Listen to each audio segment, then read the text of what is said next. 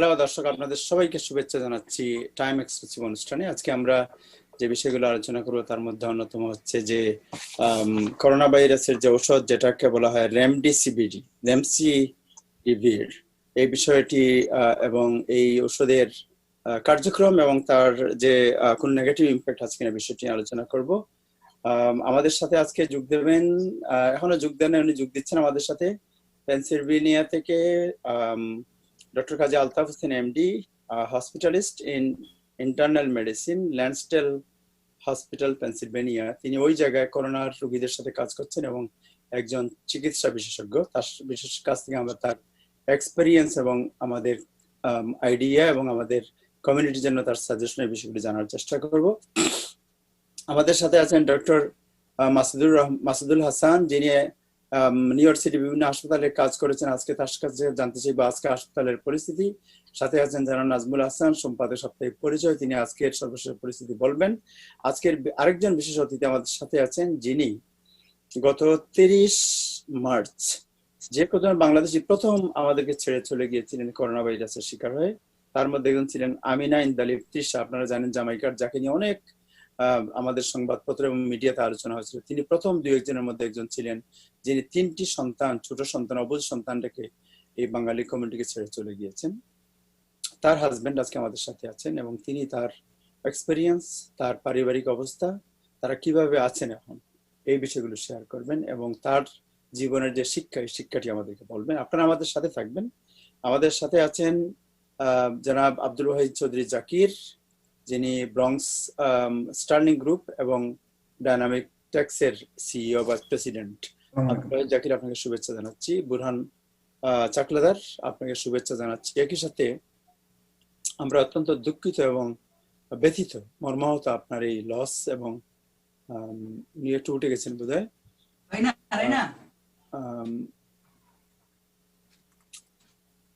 জনাব চাকলাদার, আপনার সাথে আমরা কথা বলছিলাম, এটা লাইভ প্রোগ্রামের মধ্যে আপনি আছেন, আপনি নড়বেন না কিন্তু প্লিজ। হ্যাঁ, ওকে, সরি, না অসুবিধা নেই। হ্যাঁ, সো আমরা প্রথমেই যাচ্ছি। দর্শক, আমরা আপনাদেরকে রিকোয়েস্ট করব, এই প্রোগ্রামটি অত্যন্ত একটি শিক্ষণীয় প্রোগ্রাম। এর মধ্যে অনেক তথ্য উপাত্ত আমরা প্রোভাইড করে থাকি কমিউনিটির হেল্পের জন্য।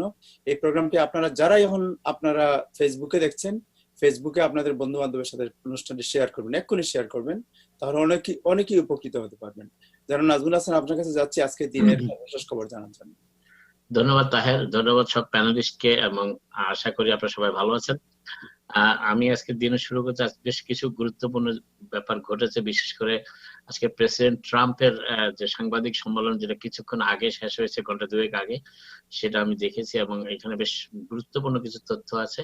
আর সেটির কথায় পরে আসছি। যেটি প্রথমে নিউ ইয়র্কের স্টেট এবং নিউ ইয়র্ক সিটির কথায় আসি। আজকে মেয়র গভর্নর কুমো সাংবাদিক সম্মেলন করেছেন, যেখানে টেলিফোনের সংযোগে যোগ দিয়েছিলেন মেয়র ব্লাজিও এবং সাবেক মেয়র মাইকেল ব্লুমবার্গ।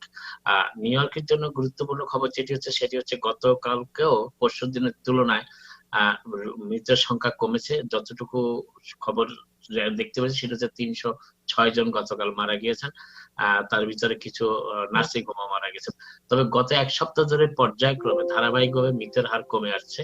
কিন্তু মেয়র ব্লাজিও আজকে যে হিসাবটা দিয়েছেন, তাতে কিন্তু 3টি ইন্ডিকেটর, যেটি হসপিটাল অ্যাডমিশন এবং আইসিইউ পেশেন্ট এবং টেস্টিং, এই টেস্টিং এর আইসিইউ পেশেন্ট এবং হসপিটাল অ্যাডমিশন কমে আসছে ধারাবাহিকভাবে, কিন্তু অ্যাডমিশন টেস্টিং এর যে রেজাল্টটি, সেখানে আজকে 2% বেড়েছে 54 এর তুলনায়। আজকে গতকালকে টেস্টিং এ 56%। বাট মেয়র বলেছেন এটা খুব একটা ধর্তব্য না, এখনো আমরা অপেক্ষা করছি যে তিনটেই একসাথে নেমে আসবে। আর নিউ ইয়র্ক শহরের আপনারা অনেকেই হয়তো জানেন যে 15 তারিখ পর্যন্ত লক-ইনটা অফিসিয়ালি আছে, কিন্তু আজকে মেয়র এবং গভর্নরের কথায় যেটি মনে হচ্ছে যে এটি বোধহয় আরো দীর্ঘায়িত হবে। কমপক্ষে নিউ ইয়র্ক সিটি এবং তার আশেপাশে ওয়েস্টচেস্টার কাউন্টি, লং আইল্যান্ড এবং সাফক কাউন্টি, নাসাউ কাউন্টির জন্য বোধহয় 30 মে পর্যন্ত এটা বর্ধিত হওয়ার সম্ভাবনা দেখা দিয়েছে। তবে গভর্নর আজকে তার সাংবাদিক সম্মেলনের পুরোটাই প্রায় ব্যয় করেছেন এই new York city transit subway, যেটি গতকালকে আমরা আলোচনা করেছি। আর তার মতে আগামী 6 তারিখ থেকে নিউ ইয়র্ক সিটির সাবওয়ে 4 ঘন্টা বন্ধ থাকবে। রাত 1টা থেকে ভোর 5টা পর্যন্ত 4 ঘন্টা সাবওয়ে চলবে না।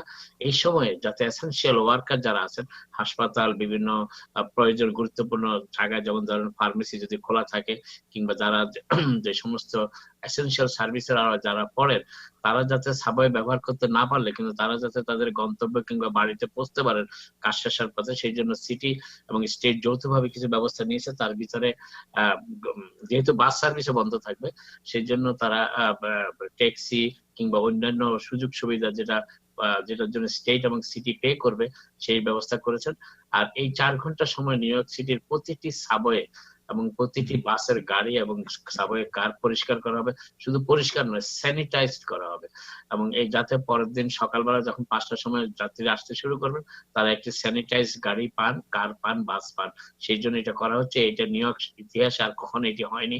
পৃথিবীর ইতিহাসে কোনো সাবওয়ে স্টেশন কিংবা সাবওয়ে ট্রেনকে প্রতিদিন স্যানিটাইজ করা হয়নি। এটা একটা বিশাল উদ্যোগ নিয়েছেন। এবং আরেকটি জিনিস যেটা মেয়র বলেছেন, যে এই সাবওয়ে পরিষ্কার করতে গিয়ে তারা সাবওয়েতে এখন যেটা ডেইলি নিউজে আপনারা দেখেছেন পরশুদিন, যে সাবওয়েতে যেভাবে গৃহহীনদের বাসস্থানে পরিণত হয়েছে, সেটা থেকে তারা গৃহহীনদেরকে সরিয়ে শেল্টারে নেওয়ার ব্যবস্থা করছেন। তাদের খাদ্য, তাদের বাসস্থান, শেল্টার সবকিছুর নিশ্চয়তা বিধান করা হচ্ছে। এই জন্য ফেডারেল গভর্নমেন্ট থেকেও কিছু অনুদান এবং ফান্ডিং পাওয়া যাচ্ছে। গভর্নরও এই ব্যাপারে খুব কঠোর মনোভাব ব্যক্ত করেছেন। তিনি বলেছেন যে urban and urban development secretary হিসেবে, housing and urban development secretary হিসেবে যিনি ক্লিনটন অ্যাডমিনিস্ট্রেশনে ছিলেন, তখন তিনি জানেন এই সমস্যাটা কিভাবে সমাধান করতে হয়। নিউ ইয়র্ক এই সমস্যাটার সমাধান প্রায় করে ফেলেছিল, কিন্তু সাম্প্রতিক বছরগুলিতে এই হোমলেস সমস্যা, যেটাকে আমরা গৃহহীনদের সমস্যা বলি, সেটা একটু বেড়ে যাওয়াতে এবং এই প্যান্ডেমিকের ফলে এটা আরো বেড়েছে। সাবওয়েতে অনেক মানুষ আশ্রয় নিয়েছেন, সেই ব্যাপারটি সমাধান করা হচ্ছে। এবং আরেকটি ব্যাপার যেটি বলেছেন গভর্নর, সেটি হচ্ছে যে নিউ ইয়র্কে যেহেতু এখন অর্থনীতিকে সচল করার একটা ব্যাপার শুরু কথাবার্তা চলছে, সেই জন্য প্রচুর টেস্টিং প্রয়োজন। এবং মেয়রও আজকে বলেছেন, গভর্নর সেই সাথে সুর মিলেছেন যে আগামী দিন কয়েকের ভিতরেই প্রতিদিন নিউ ইয়র্ক, প্রতি সপ্তাহে নিউ ইয়র্কে 40,000 পর্যন্ত ক্যাপাসিটির 40,000 মানুষকে টেস্ট করা হবে। এবং এর ফলে তারা ধারণা করছেন যে বিপুল সংখ্যক লোককে তারা পর্যাপ্ত পরিমাণ তারা ধারণা করছেন যে টেস্টে পজিটিভ পাওয়া যাবে। তাদের কন্টাক্ট ট্রেসিং যেটাকে বলা হয়, যে এই ব্যক্তিগণ এই সাম্প্রতিক সময়ের ভিতরে গত 1 সপ্তাহ কিংবা 2 সপ্তাহের ভিতরে যাদের সাথে যোগাযোগে এসেছিলেন, তাদের একটা ট্রেস করার জন্য তারা একটা ব্যবস্থা নিচ্ছেন। এবং এটা পুরোটাই ব্যয়, পুরোটা না হলেও অনেকটাই ব্যয় নির্বাহ করছেন সাবেক মেয়র মাইকেল ব্লুমবার্গ তার নিজের ফিলান্থ্রপিক প্রতিষ্ঠান থেকে। এবং এই ব্যাপারে তিনি তার মতে পৃথিবীর অন্যতম শ্রেষ্ঠ মেডিকেল ইউনিভার্সিটি, আপনারা অনেকেই জানেন মেরিল্যান্ডের জন হপকিন্স ইউনিভার্সিটি, যেটি তার যে স্কুলে তিনি লেখাপড়া করেছেন এবং যে স্কুলে তিনি খুব বিপুল পরিমাণ অর্থ দেন ফিলান্থ্রপিস্ট হিসাবে, সেই স্কুলকে তিনি কাজে লাগাচ্ছেন ট্রেনিং এর পারপাজে। এবং প্রচুর সংখ্যক লোককে ট্রেনিং দেওয়া হবে, কমপক্ষে 1000 মানুষকে হায়ার করা হবে এই কন্ট্রাক্ট ট্রেসার হিসাবে, এবং তাদেরকে রিমোট লার্নিং এর মাধ্যমে ট্রেনিং দেওয়া হবে। সেটা নিউ ইয়র্ক সিটিতে করা হচ্ছে জাস্ট টেস্টিং এর জন্য। আর আরেকটি ব্যাপার, মেয়রকেও প্রশ্ন করা হয়েছিল, গভর্নরকেও প্রশ্ন করা হয়েছিল বাড়ি ভাড়া এবং মর্টগেজের ব্যাপারে। মেয়র যেটা বলার চেষ্টা করেছেন যে আমি পরামর্শ দিয়েছি, আমি কখনো কাউকে বাড়ি ভাড়া দিতে না বলিনি, কিংবা মর্টগেজ মওকুফ করার কথাও কখনো বলিনি। উনি বলেছেন যে তিনি প্রত্যেক টেনেন্টকেই উনি পরামর্শ দিয়েছেন যে ল্যান্ডলর্ডের সাথে একটি পরামর্শ করে বাড়ি ভাড়ার ব্যাপারে একটা রফা যাতে করা যায়, দুই পক্ষের জন্যই সহনীয়। মেয়র আরেকটি কথা বলেছেন, যে গভর্নরও বলেছেন সে কথাটি, যে যদি আপনারা রেন্ট পে না করেন, তাহলে প্রত্যেকটি অ্যাপার্টমেন্ট বিল্ডিং কিংবা বাড়িতে ল্যান্ডলর্ডরা সার্ভিস দিতে পারবেন না, গার্বেজ পিক আপ হবে না, অনেক কিছু হবে না। তো সেটাও একটা অসহনীয় ব্যাপার হবে। দুটো বিষয় চিন্তা করে এই ব্যাপারে একটি সমাধান আসার জন্য তারা অনুরোধ জানিয়েছেন টেনান্টদের প্রতি এবং ল্যান্ডলর্ডদের প্রতি। কিন্তু কোনোভাবেই গভর্নর সরাসরি বলেছেন যে ভাড়া মওকুফ কিংবা মর্টগেজ মওকুফের কথা তিনি কখনো বলেননি। বলতে তিনি শুধু যেটা বলেছেন যে ইভিকশনটা 90 দিনের জন্য বন্ধ রাখা হয়েছে, সেটি যখন শেষ হয়ে যাবে সেই সময়টি, তখন তারা চিন্তা করবেন ভবিষ্যতে এই সময় বাড়ানো যায় কিনা। কিন্তু আপাতত 90 দিন পর্যন্ত, যেটা মার্চের যতটুকু সম্ভব মনে হচ্ছে মার্চের মাঝামাঝি থেকে চালু হয়েছে, এপ্রিল মে জুনের পর্যন্ত সেটি অব্যাহত থাকবে, ইভিকশন হবে না। এবার মেয়রের আরেকটা কথা মেয়র বলেছেন যে আজকে, যে নিউ ইয়র্ক শহরে বাধ্যতামূলক ভাবে সবাইকে মাস্ক পরতে হবে। নিজের জীবন এবং তার আশেপাশের মানুষের জীবন বাঁচানোর জন্য মাস্ক ব্যবহারটা বাধ্যতামূলক। এবং নিউ ইয়র্ক সিটির প্রচুর মাস্ক বিনামূল্যে নিউ ইয়র্কের নগরবাসীকে দেওয়া হবে, যখন যে যেখানে চাইবেন, যদি তার কাছে সিটি এমপ্লয়ি কিংবা এনওয়াইপিডি কিংবা আরো সিটি বেশ কিছু হায়ার করেছেন, লোক হায়ার করেছেন বিভিন্ন পার্কে পাহারা দেওয়ার জন্য, তাদের কাছে গেলেও এটি পাওয়া যাবে, মাস্ক পাওয়া যাবে, সবাইকে মাস্ক পরতে হবে। আর যদি কেউ মাস্ক পরতে না চান, তার ব্যাপারে আইনত ব্যবস্থা নেওয়ার জন্য তারা পিছু হবেন না। আরেকটি ব্যাপারে মেয়র আজকে খুব কঠোর বাণী উচ্চারণ করেছেন, কোন রকম ধর্মীয় সমাবেশ কিংবা যে কোনো ধরনের সমাবেশ যেখানে মানুষ জড়ো হবে এবং মানুষের যে নিষেধাজ্ঞাটা বহাল আছে, যতদিন পর্যন্ত নিষেধাজ্ঞা বহাল আছে, সেটা শক্তভাবে তারা আইনটা সেখানে প্রয়োগ করবেন। ভবিষ্যতে আর কাউকে সতর্ক করা হবে না, সরাসরি যারা দায়ী হবেন কিংবা যাদেরকে বিবেচনা করা হবে যারা এই সমাবেশের জন্য দায়ী, তাদেরকে গ্রেপ্তারও করা হবে এবং জরিমানাও করা হবে, এটা তিনি বলেছেন। এবার আসি প্রেসিডেন্ট ট্রাম্পের সাংবাদিক সম্মেলন নিয়ে। উনি খুব প্রেসিডেন্ট ট্রাম্প আজকে সরাসরি বেশ কিছু কথা বলেছেন। সেটি হচ্ছে যে প্রেসিডেন্ট ট্রাম্প এই প্রথম মনে হয় স্বীকার করলেন, কিংবা পুরোপুরি স্বীকার করেননি, কিন্তু তিনি একটু কূটনৈতিক জবাব দিয়েছেন যে চীনের উহান একটি ল্যাবরেটরি থেকে এই ভাইরাসটি বের হয়েছে কিনা এই ব্যাপারে তাকে সরাসরি প্রশ্ন করার তিনি বলেছেন যে তারা তদন্ত করে দেখছেন, তবে তিনি কিছু তথ্য পেয়েছেন কিন্তু তথ্যটি তিনি বলতে চাচ্ছেন না, তার নাকি বলার পারমিশন এখনো হয়নি, তদন্তকারীরা তাকে সেই পারমিশনটা এখনো দেয়নি। তবে এই বিষয়টা নিয়ে প্রেসিডেন্টের চীন এবং আমেরিকার সম্পর্ক দ্রুত খারাপ হয়ে যাওয়ার একটা আশঙ্কা দেখা দিয়েছে, কারণ প্রেসিডেন্ট এটাকে রাজনৈতিক ভাবে ব্যবহার করার চেষ্টা করছেন। প্রেসিডেন্ট বলছেন যে চীন চায় যে আমি আর প্রেসিডেন্ট না থাকি, তাহলে তারা আমেরিকার উপর অতীতে যেভাবে খবরদারি করতে পেরেছে, আমেরিকাকে যেভাবে শোষণ করতে পেরেছে, সেভাবে তারা করতে পারবে। এই জন্য তারা স্লিপি যিনি জো বাইডেনকে ইঙ্গিত করেছেন, তাকেই প্রেসিডেন্ট নির্বাচিত করতে চায় চীন, এটা সরাসরি অভিযোগ করেছেন। কিন্তু গুরুত্বপূর্ণ যে বিষয়টি তিনি আজকে সরাসরি স্বীকার না করলেও মোটামুটি আমেরিকান ইন্টেলিজেন্সের কাছে যে খবরটি আছে যে অসাবধানতা বশত, হয়তোবা এখনো বলা হচ্ছে অসাবধানতা বশত, চীনের কোন ল্যাবরেটরি থেকে এটি বের হয়ে গিয়েছে, এই ভাইরাস চীনের কন্ট্রোল এবং ছিল না। এবং প্রেসিডেন্ট আরেকটি কথা খুব গুরুত্বপূর্ণের সাথে গুরুত্ব দিয়ে বলেছেন, সেটি হচ্ছে যে চীন তার উহানকে বন্ধ করেছে, কিন্তু চীনের উহানের লোকজনকে চীনের অন্য কোনো প্রদেশে কিংবা অন্য কোনো জায়গাতে যেতে দেয় নাই, বিদেশে পাচার করে দিয়েছে। এবং এই বিষয়টি খুবই গুরুত্বপূর্ণ হিসাবে দেখা হচ্ছে এখন, যে চীনের উহান ছাড়া আর কোথাও তেমন ভাবে এটার সংক্রমণ হয়নি। পৃথিবীর বিভিন্ন দেশে প্রচুর মানুষ মারা যাচ্ছে এবং এই জন্য চীনকে শাস্তি দেওয়া হবে। এবং তিনি একই সাথে ওয়ার্ল্ড হেলথ অর্গানাইজেশনকে দায়ী করেছেন, দোষী করেছেন যে তারা চীনকে সবসময় কভার আপ করার চেষ্টা করেছে, যদিও আমেরিকা বছরে $500 মিলিয়ন ওয়ার্ল্ড হেলথ অর্গানাইজেশনকে দেয়, যেখানে চীন দেয় মাত্র $30 মিলিয়ন। আরেকটি ব্যাপারে প্রেসিডেন্ট আজকে কথা বলেছেন, সেটা হচ্ছে অবৈধ অভিবাসীদের ব্যাপারে।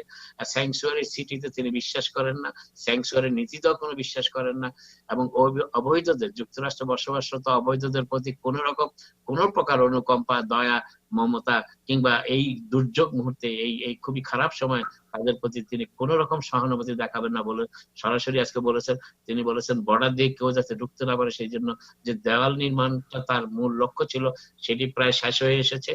এবং এই ব্যাপারে তিনি আরো বলেছেন যে স্টেট গভর্নমেন্ট গুলো যেভাবে বেল আউটের কথা বলছেন, তিনি মিচ ম্যাককনের বেল আউটকে সরাসরি সমর্থন করেননি আর তার বিরোধিতাও করেননি। তিনি বলেছেন যে বেল আউটের ব্যাপারটি তিনি কথা বলছেন। এবং গভর্নর কুমো আজকেও বলেছেন, গভর্নর কুমো যেভাবে চ্যালেঞ্জটা দিয়েছেন, কনস্টিটিউশনাল চ্যালেঞ্জ, সাংবিধানিক চ্যালেঞ্জ, সেইটার ব্যাপারে তিনি কিছু বলেননি। তবে গভর্নর কুমোর কথা মনে হচ্ছে যে কোনো স্টেট সহজে ব্যাংকরাপ্টি ঘোষণা করতে পারে না, এটা একটা ফেডারেল আইনের প্রয়োজন আছে। এই বিষয়টি এখন একটা জটিল আকার ধারণ করছে, বিশেষ করে নির্বাচনী বছরে। তবে যে বিষয়টি এখন সবচেয়ে গুরুত্বপূর্ণ সেটি হচ্ছে যে প্যান্ডেমিকের এই বিষয়টি, ইতিমধ্যে আপনারা অনেকে জানেন যে আমেরিকাতে 1 মিলিয়ন মানুষ এটাতে আক্রান্ত হয়েছে এবং পৃথিবীর সবচেয়ে বেশি মানুষ 62,000 বোধহয় বেশি তা এই আমেরিকা যুক্তরাষ্ট্রে প্রাণ হারিয়েছেন। এটা খুবই দুর্ভাগ্যজনক, যার ভিতরে আমাদের প্রচুর 200-রও বেশি বাংলাদেশিও আছেন। আমার মনে হয় না পৃথিবীর আর কোনো দেশে এত পরিবার বাংলাদেশি এই করোনা ভাইরাসে আক্রান্ত হয়ে মারা গিয়েছেন। এটা খুবই পেইনফুল, খুবই বেদনাদায়ক আমাদের সকলের জন্য। কিন্তু বেদনার বিষয়টি বেদনায় আর থাকছে না, রাজনীতিতে জড়িয়ে পড়ছে, বিশেষ করে আগামী নভেম্বরের যুক্তরাষ্ট্রের প্রেসিডেন্ট রাজনীতিতে এটি একটা বড় ব্যাপার হয়ে দাঁড়াবে। এবং অর্থনীতির ব্যাপারে প্রেসিডেন্ট আজকে একটা আপনার কাছে আরেকটু পরে আবার আসি। আমাদের একটা সেকেন্ড আমি শেষ করে দিচ্ছি। জি জি প্রেসিডেন্ট আজকে আরেকটি ইঙ্গিত দিয়েছেন যে চতুর্থ স্টিমুলাস ব্যাপারে তিনি কথা বলেছেন। আরেকটি গুরুত্বপূর্ণ কথা আজকে বলেছেন প্রেসিডেন্ট। প্রেসিডেন্টকে একজন সাংবাদিক প্রশ্ন করেছিলেন যে $600 ফেডারেল গভর্নমেন্টের থেকে পাওয়া যে বোনাসটি আনএমপ্লয়মেন্ট হিসেবে অতিরিক্ত পাচ্ছেন, এর কারণে অনেক মানুষ বিভিন্ন জায়গায় কর্মক্ষেত্রে যেতে চাচ্ছেন না। এই ব্যাপারে প্রেসিডেন্ট কি মনে করেন? তিনি বলেছেন যে এটি ডেমোক্রেটদের প্রস্তাব ছিল, প্রেসিডেন্ট নিজের কোনো কখনো এটাতে সমর্থন ছিল না।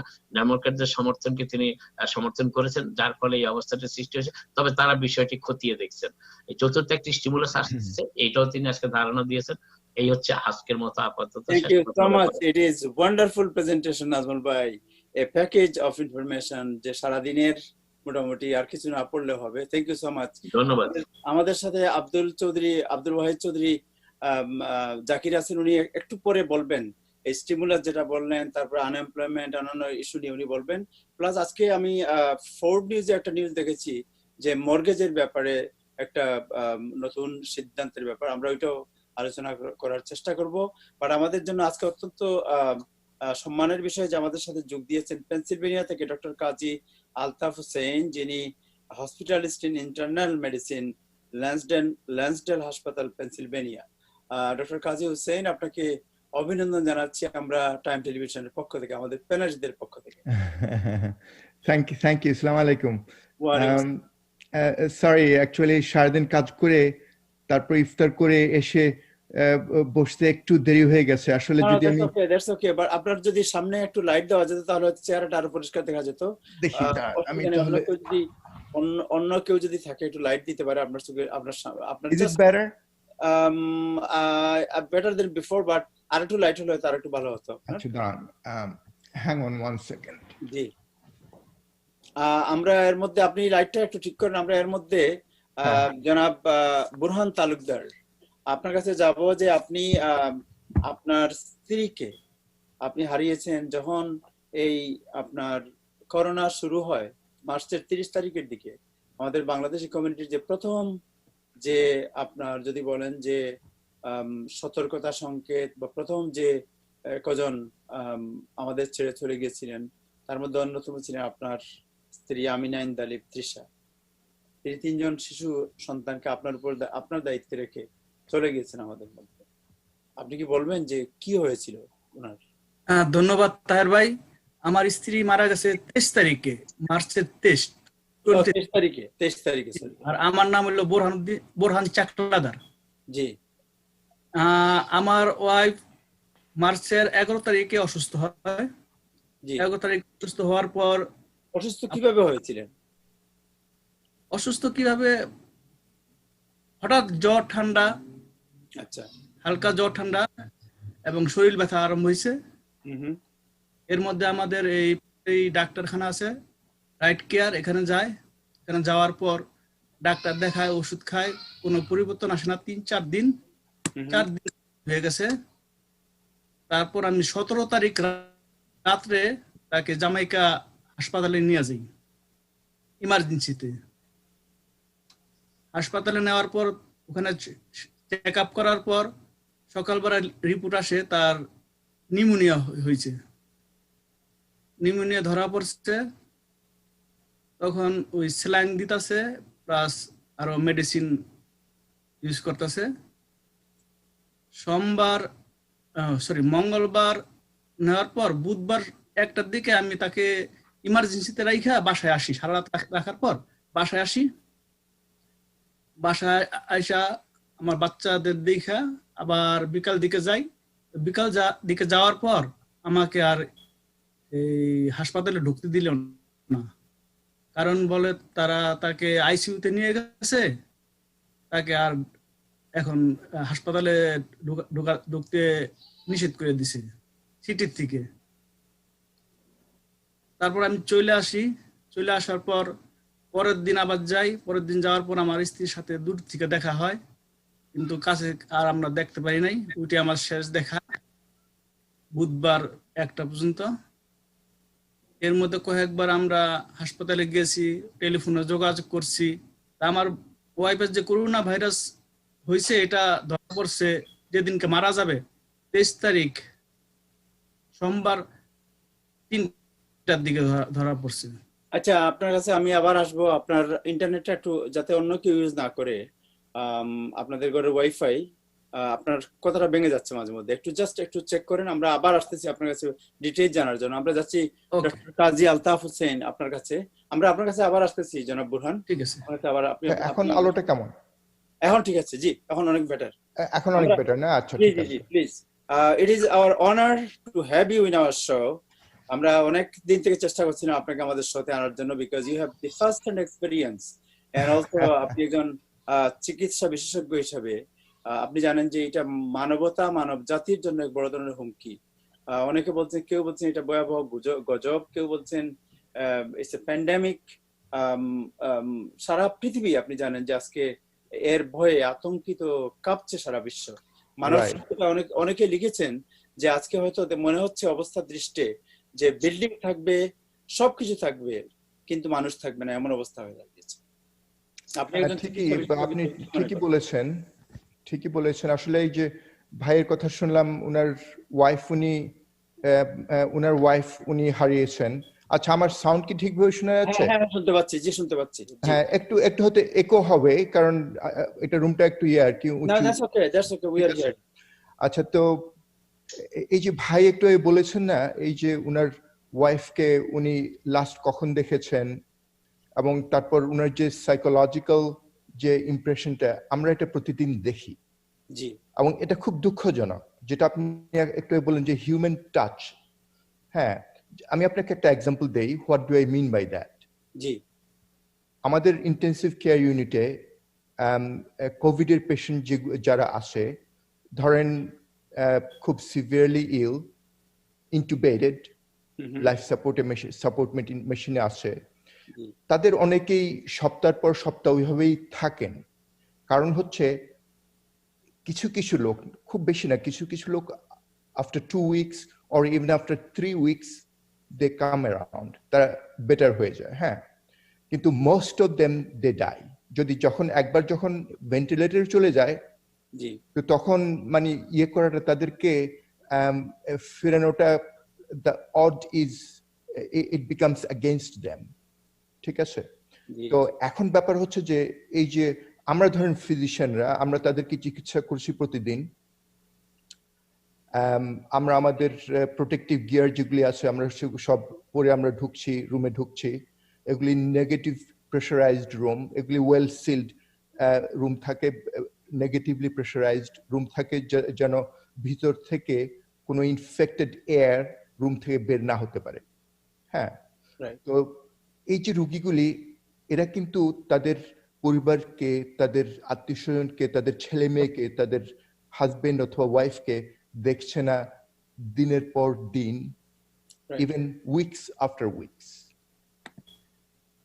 এবং এটা যে কিরকম দুঃখজনক। তারপর যখন কাউকে দেখছে, আমি যখন যাব, ওরা তো আমার চেহারা দেখবে না, ওরা আমার দেখবে যে আমার all the shields, face shields, তারপর বনেট, আমার হোল বডিতে যে আপনার থাকবে, কাভারিং থাকবে, তারা দেখবে সেটা। অর্থাৎ হিউম্যান টাচ যেটা, ইটস নট দেয়ার। রাইট। তো এখন আপনি চিন্তা করেন, একজন লোক, সে জানে তার কোভিড ভাইরাস হয়েছে, সে শুয়ে আছে একটা রুমে সারাদিন একা। যখন কোনো নার্স আসে অথবা কোনো ফিজিশিয়ান আসে, তাদের চেহারাও বোঝা যায় না, মানে just like a robot. Exactly, আপনি ঠিক রোবট যে বলেছেন, that's what it is. Right. মনে হয় রোবটরা ঘোরাফেরা করছে, শুধু যে মানে তাদের চেহারা যে রোবটের মতো তা না। আমরা যখন ধরেন N95 দিয়ে আমরা কথা বলি, N95 পরে, তারপরে N95 কে আবার আমরা সেকেন্ড আরেকটা সার্জিক্যাল মাস্ক দিয়ে N95টাকে আমরা আরেকটা প্রোটেকশন দেই। জি। হ্যাঁ, তখন আমরা যখন কথা বলি, আমাদের কথাটা আসে দুটা মাস্কের beyond, 2 masks, and sometimes they really don't understand what we are saying, কারণ আমাদের কথাটা অলরেডি মানে সাউন্ডটা অনেক সফট হয়ে যায়। রাইট। এটা হচ্ছে 1 নম্বর। আর বয়স্ক যারা আছেন, অনেকে কিন্তু যখন আমরা কথা বলি, আমরা বলি লিপ রিডিং, অনেক কিন্তু লিপ রিডিং এ করি, তারা অনেকটা হেল্প পায়, কারণ তারা কানে কম শুনেন, কিন্তু লিপ রিডিং দেখে তখন তারা বুঝতে পারেন আসলে আমি কি বলছি। তো তাদের অসুবিধা হচ্ছে, তারা ঠিকই শুনছে কিছু, চেষ্টা করছে বুঝার, কিন্তু যেহেতু আমার ফেস কাভার্ড, আমার মাউথ কাভার্ড ইয়ে দিয়ে all this masks and shields and everything, right, বুঝতে পারছেন আমি কি বলছি। তো লাস্ট এই যে দিনগুলি যায় তাদের এভাবেই যায়। হ্যাঁ, ডাক্তারদেরকে দেখে, নার্সদেরকে দেখে, কিন্তু তাদের চেহারা দেখা যায় না, তারা টোটাল রোবটের মধ্যে ঘোরাফেরা করছে, তাদের সাউন্ডও প্রপারলি শোনা যায় না। হ্যাঁ, আর নিজের আত্মীয় স্বজন, ছেলে মেয়ে, নিজের স্পাউস, এরা তো তাদের সাথে তো দেখা করার কোনো কোয়েশ্চেনই নেই। তারা হসপিটালে এখন আমরা কাউকে ঢুকতে দিই না বাইরে থেকে, আনলেস সামন ইজ প্রবলি, আমরা বলি হসপিস, কেউ যদি হসপিসে যাচ্ছে তখন তাদের একজনকে, ফ্যামিলি মেম্বারের একজনকে সেইবারের মতো দেখার জন্য এবং কিছু লিগ্যাল কাগজপত্র সিগনেচার করার জন্য, সাইন করার জন্য তাদেরকে আমরা ভিতরে ঢুকতে দিই। এবং সেটাও ধরেন সিকিউরিটি দিয়ে তাদেরকে এসকর্ট করে হসপিটালের ভিতর নিয়ে যাওয়া হয়। কাজ হয়ে গেলে তাদের আবার সিকিউরিটি দিয়ে ওদেরকে হসপিটাল থেকে বের করে নেওয়া হয়। তো এই হচ্ছে অবস্থা। এবং এই যে desperate human beings really sick, এবং সিক হলে তখন আমরা কি করি? আমরা প্রথমেই হচ্ছে যে আমি দেখতে চাই আমার ছেলেকে, আমার মেয়েকে, আমার মাকে, আমার বাবাকে, আমার হাজবেন্ডকে, আমার ওয়াইফকে। সিক হলে প্রথমে আমরা সেটা চাই যে আমার আত্মীয় স্বজন, আমার নিকটতম যারা আসে, আমার ক্লোজেস্ট যারা আসে, তাদের কাছে সিম্প্যাথি পেতে। কিন্তু এটা এমন একটা ডিজিজ, সবাই নিজের প্রাণের ভয়ে থাকে। সবাই, ইভেন যে আমরা যে যখন হসপিটালে ইন্টেন্সিভ কেয়ারে অথবা নন ইন্টেন্সিভ কেয়ারে যখন পেশেন্টকে দেখতে আমরা ঢুকি, সব গিয়ার পরে, সবকিছু পরে, আমাদের নিজের মনের মধ্যে ভয় থাকে যে I don't want to get this disease. ব্যাপারটা বুঝতে পেরেছেন? তখন আমাদের যেটা হয়, দুটা ব্যাপার হয়। এই যে N95 যে রেসপিরেটর আছে, মাস্ক আছে, এটা তো আসলে এটা একটা সিল তৈরি করে আপনার মাউথের চারপাশে। হ্যাঁ, সিলটা তৈরি করে এই জন্য যেন বাইরে থেকে কোনো ফ্রি এয়ার না যেতে পারে। আর এটা যে মেটেরিয়ালটা তৈরি হয় সেটা হচ্ছে এক ধরনের মানে মাইক্রোস্কোপিক পোরাস, যেটা আপনার ভাইরাসকে ঢুকতে দেবে না, কিন্তু বাতাস, অক্সিজেন ঢুকতে দেবে। হ্যাঁ, তো এখন কথা হচ্ছে যে নর্মালি হয়তো N95-এ খুব একটা অসুবিধা ফিল হয় না আসলে আমার। হ্যাঁ, কিন্তু যখনই কথা বলি, যেহেতু কথা বলার সময় আমার বেশি ব্রিথ করা লাগে, আমার এনার্জি বেশি করা, বা আমি যখন হাঁটি বা করি, তখন দেখা যায় আমি নিজেই কিছুক্ষণ পরে কথা বলার পরে আমি নিজেই শ্বাসকষ্ট লাগে একটু। এবং এটা ফিজিশিয়ান বা নার্স সবারই এটা হয় আর কি। হ্যাঁ, তো তখন দেখা যায় যে আমি রুমের ভিতরেও বেশিক্ষণ কথা বলতে পারছি না। আর ওই যে আমরা যেটা করি আসলে সাধারণত, আমরা যাই পেশেন্টকে বলি, দেখো তোমার তো কোভিড ভাইরাস আছে, তুমি বুঝতে পারছো, মানে এটা হচ্ছে যারা ভেন্টিলেটরে না, যারা আমার সাথে কথা বলতে পারছে। হ্যাঁ, ওদেরকে বলি যে আমি তোমাকে দেখতে আসছি, কুইকলি আমি লাংটা লিসেন করি যে মানে চেস্টের অবস্থা কি, হার্টের অবস্থা কি, তারপর ওকে আমি বলি যে আমি এখন বাইরে গিয়ে আমি টেলিফোনে তোমাকে আবার কল করবো, করে তোমার যেসব কোয়েশ্চেন আসে, এক্সপ্লেনেশন যেগুলি তুমি চাও, আমি সেগুলি তোমাকে টেলিফোনে আমি বলে দেবো। এবং ওরা কিন্তু খুব ভালো, they really accept this things really well. And ওরা যদি বলতো না, doc, you are my doc and you are supposed to answer here, stay here, and I want you to be here and answer my questions. তুমি এখানেই থাকো এবং তুমি আমার ডাক্তার, তুমি কোয়েশ্চেন উত্তরগুলি এখানে দাঁড়িয়েই দেবা। ওরা যদি এটা বলতো, তখন আমি কিন্তু দাঁড়িয়ে করা লাগতো, উত্তরগুলি দেওয়া লাগতো। কিন্তু ওরা খুব অ্যাকসেপ্টিং এসব ব্যাপারে। ওকে, তো আপনার কাছে আমরা এরপরে যে প্রশ্নটা আসতে চাই সেটা হচ্ছে যে অনেকেই বলছেন it is a man made virus, এবং প্রেসিডেন্ট ট্রাম্প, একটু আগে যেন নাজমুল হাসান যেটা বললেন যে প্রেসিডেন্ট ট্রাম্প ইতিমধ্যেই ইঙ্গিত দিয়েছেন যে চায়না থেকে এটাকে, কোন ল্যাবরেটরি থেকে এটা হয়তো সাবধানতাবশত তারা ছেড়ে দিয়েছে বা এরকম কিছু। এবং আপনি জানেন যে রেমডেসিভির যে ওষুধটা, যেটা আমি ডাক্তার না, যেহেতু আমি রেমডেসিভির, রাইট, এই ওষুধের কার্যকারিতা এবং এই যে এটা ওয়েদার ইটস ম্যান মেড, এই বিষয়টা একটু আপনার সাথে আমরা আলোচনা করবো। জাস্ট আমরা আবার যাচ্ছি জনাব বুরহানের কাছে, একটু তার ব্যাপারটা শুনে আমরা আবার আপনার কাছে আসছি। জনাব বুরহান, আপনার স্ত্রীর কথা যেটা বলছিলেন আমরা শুনছিলাম সবাই। হ্যাঁ, ওই আমার স্ত্রী তো 23 তারিখে হাসপাতালে ভর্তি করাইছি ইমার্জেন্সিতে। ওখানে নেওয়ার পর ওই সবকিছু চেক আপ করার পর বললো আর নিউমোনিয়া ধরা পড়ছে। প্রায় 24 তারিখে 1টার দিকে আমি ওরে রাইখা বাসায় আসি, ওই ইমার্জেন্সিতে রাইখা আসি। তখন ওকে কেবিনে দেয় নেই। বাসা আসার পর বাচ্চাদের দেখা রেস্ট নিয়ে আবার যাই হাসপাতালে। হাসপাতালে যাওয়ার পর ওখানে সিকিউরিটি গার্ড বললো যে ঢুকতে দেওয়া হবে না, এখন সিটি থেকে নির্দেশ আছে, তোমাকে আর ঢুকতে দেওয়া হবে না, এই কোনো ভিজিটর ঢুকতে দেওয়া হবে না। আমি আর হাসপাতালে যাইতে পারলাম না, বাসায় এসে পড়লাম। আসার পর শুক্রবার আবার গেলাম পর ওকে দূরে থেকে দেখছি, সামনে আর যাইতে পারি নাই, দূরে থেকে দেখছি। ওই আমাকে একটু দেখছে, তখন ওকে আইসিইউতে দিয়ে দিছে। শুক্রবার, শনিবার, রবিবার রাত্রে ওর হার্ট বন্ধ হয়ে গেছিল। বন্ধ হয়ে যাওয়ার পর আমাকে ফোন করার পর আমার বড় মেয়েকে নিয়ে আমরা গেলাম। যাওয়ার পর আবার ওর হার্ট ফেরত আসার পর রাত্রে 1টার দিকে আমরা দেখে আইসা পড়ছি। আবার সোমবার সকালে আমরা ফোন দেই যে একটু ভালো আছে। তো করোনা ভাইরাস ওর রিপোর্টটা আসছে সোমবার 3টার দিকে আমরা ফোন করে আমাদের জানায় ওর করোনা ভাইরাস হয়েছে। সোমবার রাত 8টার দিকে মারা যায় আমার ওয়াইফ। আমরা আর কেউ মারা যায়। তারপর আমি আবার মঙ্গলবার সকালে ওকে দেখতে যাই। আমার বাচ্চারা দেখতে পারে নাই, আমার বাচ্চারা আর কোনোদিনও দেখতে পারবে না।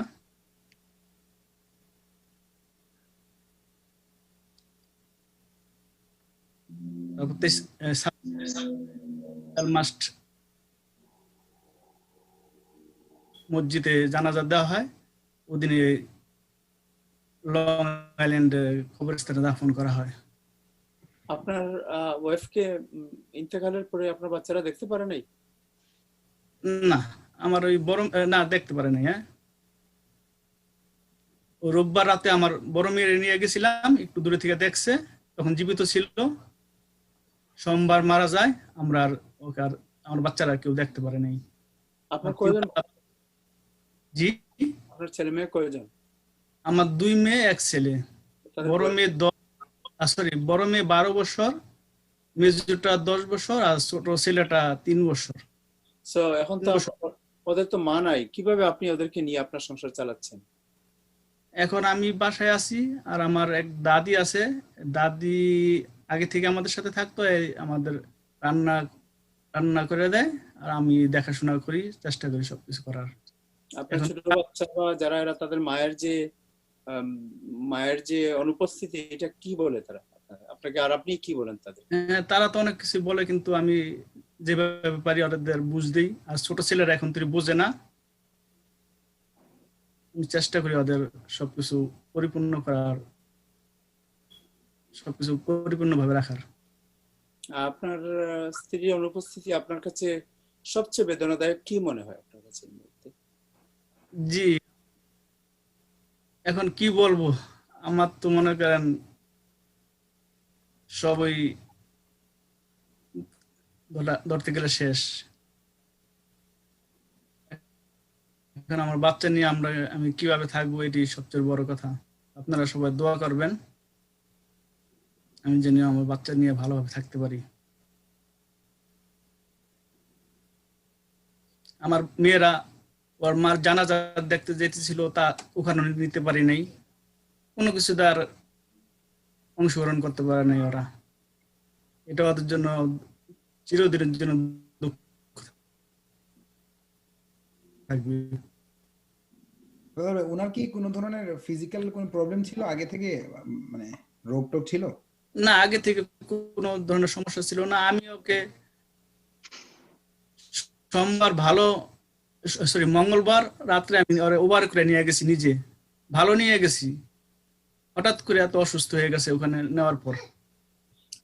আমি যখন আপনাকে ফোন করলাম, মনে আছে আপনার স্ত্রীর ইন্তেকালের পরপরই আপনি নিজেও বলতেন যে আপনিও অসুস্থ। হ্যাঁ, সো আপনার নিজের আমি একটু অসুস্থ ছিলাম, জ্বর ঠান্ডা ছিল আমার। তারপর জ্বর ঠান্ডা প্লাস জ্বর ঠান্ডা ছিল এবং নাক দিয়ে আমার এই কি কয় আমি নিতে পারতাম না, স্মেল যে সুগন্ধ নিতে পারতেছিলাম না। তখন আমি বাসায় আইসা পানি, আদা চা, তারপর মনে করেন juice, apple juice, orange juice, তারপর মনে করেন আদা চা, লেবুর চা, এগুলো কয়েকদিন খাওয়ার পর আস্তে আস্তে আমি ঠিক হয়েছি। আচ্ছা আচ্ছা, আপনি আমাদের সাথে থাকেন। আমরা যাচ্ছি ডক্টর আলতাফ হোসেনের কাছে। আবার আমরা ডক্টর মাসুদুল হাসানের কাছে ফিরে আসবো। ডক্টর আলতাফ, আমরা যেটা জানতে চাই সেটা হচ্ছে যে এই যে নতুন যে ডিজিজ এবং যে সন্দেহের চির দেওয়া হচ্ছে যে ম্যানমেড ভাইরাস, এর সম্পর্কে একজন বিশেষজ্ঞ চিকিৎসক হিসেবে আপনার অভিমত কি? আসলে কনস্পিরেসি থিওরি পৃথিবীর সবকিছুতেই কিছু লোক কনস্পিরেসির গন্ধ পায়, ঠিক আছে? এখন এটা কতটা সত্যি কতটা মিথ্যে এই মুহূর্তে আমাদের জানার কোনো উপায় নেই। এটা নিয়ে ধরেন সায়েন্টিফিক রিসার্চ করার পরে আমরা যদি অবজেক্টিভলি এটার উত্তর চাই তাহলে that is the appropriate way.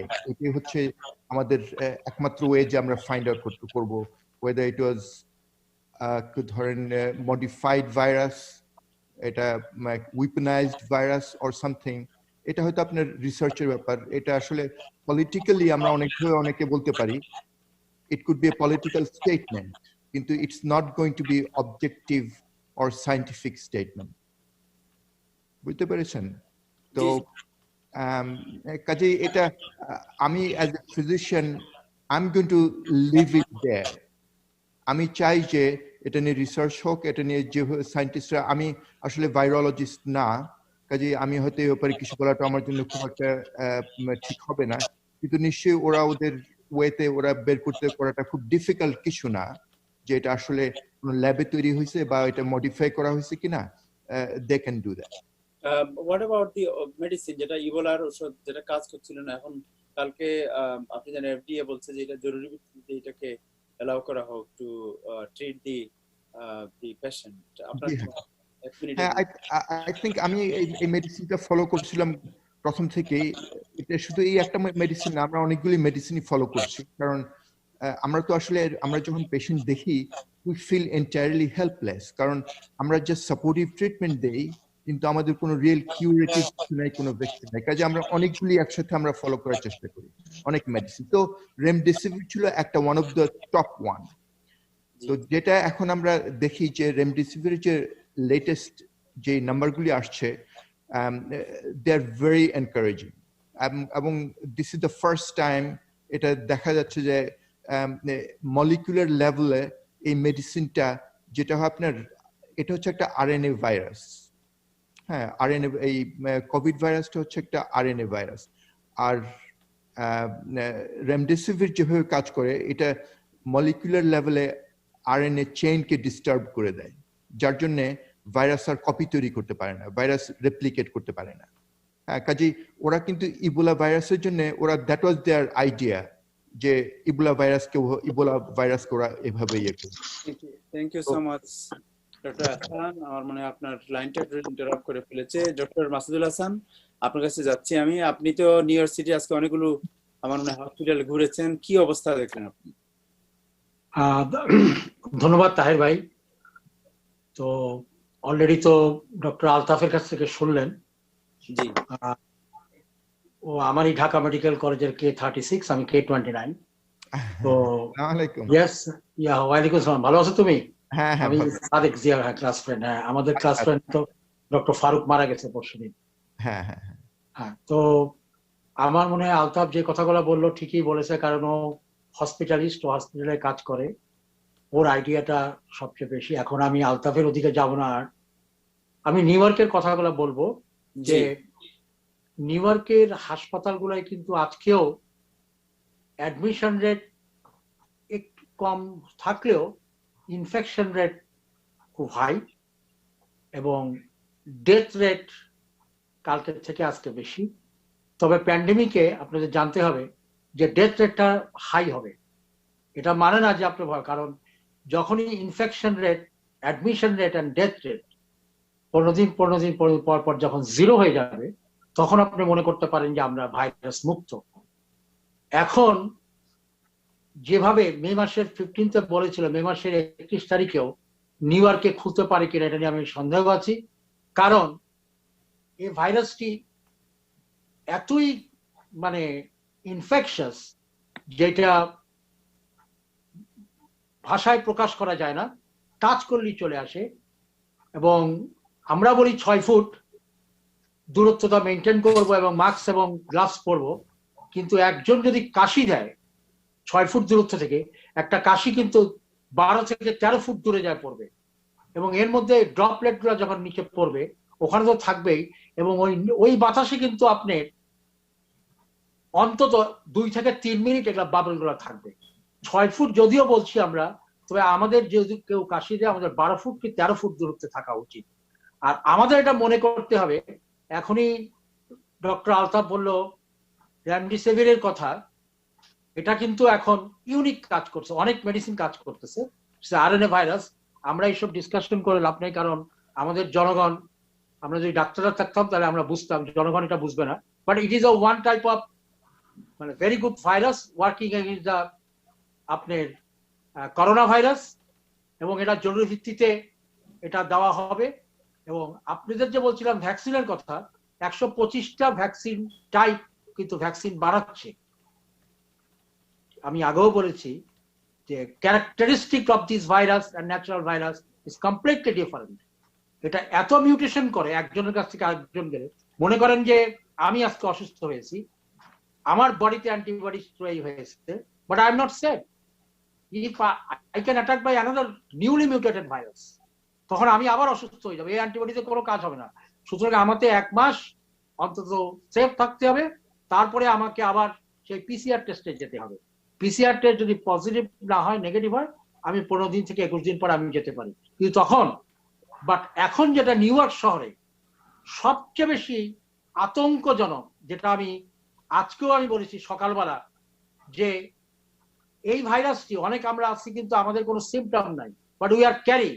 যখন ফ্রি মিক্সিং এ আমরা চলে যাব, যখন আমরা বলবো যে সবকিছু আছি, তখন কিন্তু এটা যদি আক্রান্ত হয়, এবং এর থেকে আপনারা যে 60,000 দেখতেছেন এটা কিছু না, এটা কিন্তু 90,000-এ চলে আসবে। আমি এটা ঘাবড়াবেন না, কারণ 35,000 patient still there in the ventilator in United States all American hospital. এই 35,000 ওই হসপিটালিস্ট ডক্টর আলতাফ আমার ছোট ভাই বলে গেছে যে কি অবস্থা হয়, এটা ওই যখন হসপিটালে যায় তখনই দেখানো হয়। আমার মনে হয় 30 to 35%, 30 to 35,000 we can expect, not August, by end of June. এটা আশ্চর্য হওয়ার কিছু নাই, কিন্তু দেখতে হবে যে ভাইরাসটা কমে আসতেছে কিনা। আর আরেকটা জিনিস আমি এই টাইম টেলিভিশনের মাধ্যমে সবাইকে বলছি, আপনারা নিজের উপরে আত্মবিশ্বাস রাখবেন, ঘর থেকে বের হবেন না, সামাজিক দূরত্ব বজায় রাখবেন। যদি আপনারা আরো 1টি মাস থাকতে পারেন আপনারা সেফ হবেন। আর যদি বলেন যে আমি সেফ হব না, একটু আগেই এই ভদ্রলোকের কথা শুনলেন, আমি রিয়েলি ভেরি আপসেট যে 3টা বাচ্চা নিয়ে সে কিভাবে জীবনযাপন করবে। এটা কিন্তু এইরকম অবস্থা যদি আমাদের কারণ হয়, যদি আমরা বলি যে আমরা ফ্রি মিক্সিং করব, এটা করব, টেলিভিশনে কিন্তু প্রত্যেক দিন আমাদের কি বলে নাজমুল ভাই সুন্দর করে প্যাকেজ দিচ্ছেন, এবং তাহের ভাই প্রত্যেক দিনই, কালকে ডক্টর চৌধুরীকে নিয়ে আসছেন, আজকে আমার ছোট ভাই ঢাকা মেডিকেল কলেজের সুনামধন্য হসপিটালিস্ট ডক্টর সৈয়দ আলতাফকে নিয়ে আসছেন, এবং আলতাফ সুন্দরভাবে বলেছে যে কি হচ্ছে। এবং আমি প্রত্যেক দিনই প্রায় বলে যাচ্ছি, আপনারা যদি আমাদের কথা না শুনেন, বুঝতেই পারেন, আমি বাংলাদেশেও বলেছি, প্রত্যেকদিন বলছি যে যদি না শুনেন, আমার কথা হচ্ছে একটা কথাই আছে, চোরে না শুনে ধর্মের কাহিনী, এটা যাতে না হয়। আপনারা নিজের জীবনকে বাঁচানোর জন্য আপনারা সোশ্যাল ডিস্টেন্স মেনটেন করুন, ঘরে থাকুন আর 1টা মাস। আর সোশ্যাল ডিস্টেন্স মেনটেন করলেও বাজার গোলাতে এই ইফতার কেনার সময় আমি দেখেছি 6 ফুট তো দূরের কথা, 2 ফুটের মধ্যে আপনারা থাকেন, এখন কাছাকাছি হচ্ছে, খোদা জানে কে না কত ভাবে ইয়া হচ্ছে। আমি বললাম আপনাদেরকে সবাইকে এই উপদেশ আমার থাকতো। থ্যাংক ইউ সো মাচ আপনাকে। ডক্টর আলতাফ হোসেন, আপনার কাছে আবার আসছি আমরা, জাস্ট 2 মিনিট আমি একটু আমাদের আব্দুল ওয়াহিদ চৌধুরী জাকিরের কাছে যাচ্ছি। Zakir, what is the latest today about the unemployment, about the package, about the home mortgage? I heard there is a news যে mortgage new York state governor একটা উদ্যোগ নিয়েছে মর্গেজকে আপাতত স্টপ করার জন্য। আমি জানি না ঠিক, বাট আপনি কিছু জানেন কিনা? আসসালামু আলাইকুম, রমজান মোবারক সবাইকে। চাকাদা ভাই, আপনার স্টোরিটা শুনে আমার খুব খারাপ লাগলো। আল্লাহ আপনাকে ইজি করে দেখ, আপনাদের ফ্যামিলিটা, আসলে এটা সবই আল্লাহর হুকুম। Thank you. আসলে মর্গেজের কথাটা আমি একটু পরে আসি। আপনাদের এখন যে সিচুয়েশনটা হইতেছে, বেশিরভাগ লোক আসলে ব্যবসাগুলো আপনি দেখতেছেন যে অনেকগুলো বিজনেস গুলো ওপেন হইতেছে। আসলে কেউই চায় না, ডাক্তার সাহেব আসলে কেউই চায় না যে ঘর থেকে বের হওয়ার জন্য। এখন প্রবলেমটা হইতেছে যেটা, যে এখন তো মানুষের উপায় নেই। অনেক মানুষ দেখবেন যে উবার ড্রাইভার থেকে শুরু, অনেক যারা সেলফ এমপ্লয়মেন্ট, ওনারা আনএমপ্লয়মেন্ট অ্যাপ্লাই করছে, বেশিরভাগ লোকে এখনো পাইতেছে না, সময় লাগতেছে। তো ওনাদের একটা ইস্যু, বিজনেস গুলো ইআইডিএল লোন এখন আপাতত বন্ধ হয়েছে। যে ইকোনমিক ডিজাস্টার লোন যেটা ছিল, আপ টু 10,000 ছিল আপনার forgivable, up to $2 million you could have taken that. ওইটা এখন আপাতত মানে বন্ধ রাখছে ওরা, কারণ ফার্স্ট কাম ফার্স্ট সার্ভ। অনেক লোক অলরেডি অ্যাপ্লাই করছে, ওনারা আগে থেকে পায় না। সো আগের যে টাকা ছিল, এখন নতুন যে 60 বিলিয়ন, ওইখান থেকে ওরা ডিসবার্স করতেছে। আপাতত সাইটটা ডাউন আছে আর কি। আচ্ছা, এরপরে আছে আপনার পিপিপি লোন, যেটা পেচেস প্রোটেকশন যেটা লোন, ওইটা again first come first serve বেসিসে ওইটাও। কিন্তু আগের যে অ্যামাউন্ট $300 বিলিয়ন যাবে ডিসবার্স করছিল ওরা, যেটা basically it was up to the bank and they selected which companies should be getting that money. Now এটা এখন এই লোনটাকে একটু অন্যভাবে করে, অন্যান্য মনে করেন স্কোয়ার, পেপাল বা এরকম অনেকগুলো ইনস্টিটিউশনের মাধ্যমে এটা ডিসবার্স হচ্ছে এবং মাচ ফাস্টার হচ্ছে। এবং আমি মনে করি এটা আমাদের অনেকগুলো ক্লায়েন্ট এখন অলরেডি পাওয়া শুরু করছে। It's being disburse more towards the people that is meant for, মনে করেন যে small businesses, mid size businesses, so on so. একটা জিনিস আমি শুধু বলে দিই, PPP loan is allowable for self-employed people. So self-employed people also includes our Uber drivers and the food cart and so on and so forth. But আপনারা কিন্তু technically in theory যদি unemployment নেন, PPP লোনের জন্য apply করতে পারবেন না technically, because so PPP loan, if you're not getting unemployment, I will suggest you to apply for the PPP loan. এটা আপনি sbi.gov থেকে করতে পারেন। Actually you have to go through the bank, যেটা ব্যাংকের সাথে করলে ছোট বিজনেসের জন্য ডিফিকাল্ট হবে। এটা আপনি স্কয়ার, পেপাল বা এরকম অনেকগুলো ইনস্টিটিউশনের মাধ্যমে আপনি করতে পারেন, আপনার অ্যাকাউন্টেন্টের সাথে আপনি কথা বলতে পারবেন। So this is something that you can tap into if you, because EIDL loan যেটা যদি আপনার আগে থেকে অ্যাপ্লাই করে না থাকেন এবং আনএমপ্লয়মেন্টে যদি আপনি পাচ্ছেন না, this is something that you should apply and see, let's see কি হয়। কারণ আপনার ফেডারেল গভর্নমেন্ট বলতেছে আমরা আরো স্টিমুলাস প্যাকেজ আমরা আনতেছি। Which comes to our mortgage, আমি একটু বলি মর্গেজ, রেন্ট, এগুলো দুইটা প্রপোজাল আছে অ্যাকচুয়ালি, কিন্তু এখনো কিন্তু কিছুই পাস হয় নাই। একটা প্রপোজাল আছে আপনার $2,000 মান্থলি পেয়েছে, একটা প্রপোজাল আছে আপনার রেন্ট এবং মর্গেজ গুলো মওকুফ করার। বাট আপনি জিনিসটা বুঝেন, এগুলো অনেকগুলো প্রপোজাল আছে, বাট এগুলো তো আসলে মানে অনেক সময়, মানে if you think about the economy and if you think about the multiplier fact, এটা যদি মর্গেজ বন্ধ হয় তাহলে এটা অনেক মাল্টিপ্লায়ার ফ্যাক্ট আছে। এটার মাধ্যমে অনেক লোক চলতেছে, অনেকগুলো organisation, who is gonna pay for that? So somebody got to supply this, right? So there is nothing on paper right now. So আপনারা যারা এই প্রোগ্রাম দেখছেন মনে করতেছেন মর্গেজ না দিলে হবে বা রেন্ট না দিলে হবে, এটা আপনি এখন আপাতত কি করেন, যেটা করা উচিত আপনাদের, যদি মর্গেজ দিতে আপনাদের সমস্যা হচ্ছে, যেহেতু যদি আপনার টেনেন্ট আপনাদের রেন্ট না দিয়ে থাকে, আপনাদের ইনস্টিটিউশন মর্গেজ ইনস্টিটিউশনদের কাছে আপনি কথা বলতে পারেন। ওরা 3 মান্থস, এখন কিছু কিছু ক্ষেত্রে 6 মান্থস আপনাদেরকে ফরবিয়ারেন্স দিতে পারে বা পেমেন্ট প্ল্যান দিতে পারে, সেটা নিয়ে কথা বলতে পারেন। লাস্ট কাপল অফ থিংস, আনএমপ্লয়মেন্টের ইস্যুগুলো আপনারা যারা আজকে হয়তো কিছু কল পাবো আমরা যে আপনারা 3-4 সপ্তাহ আগে 4 সপ্তাহ আগে আপনারা অ্যাপ্লাই করছেন, কিছু পান নাই। So you still have to wait. The wait time seems to be around 5 to 6 weeks now. আপনার যদি পেন্ডিং এ থাকে, ইমেল পাবেন অথবা কল পাবেন। অনেক মানুষ যারা সেলফ এমপ্লয়েড, ওরা কিন্তু আবার একটা পিওএ প্যান্ডামিক অ্যাসিস্ট্যান্স প্রোগ্রামের জন্য আরেকটা ইমেল পাচ্ছেন, ওইটা ফিল আপ করতে হবে। যদি ওই ইমেলটা পায়া থাকেন আপনি, ওইটা গিয়ে ওইটা ফিল আপ করলে আপনি যে $600 যে অংশটা, ওইটার জন্য ওইটা ওরা চাচ্ছে।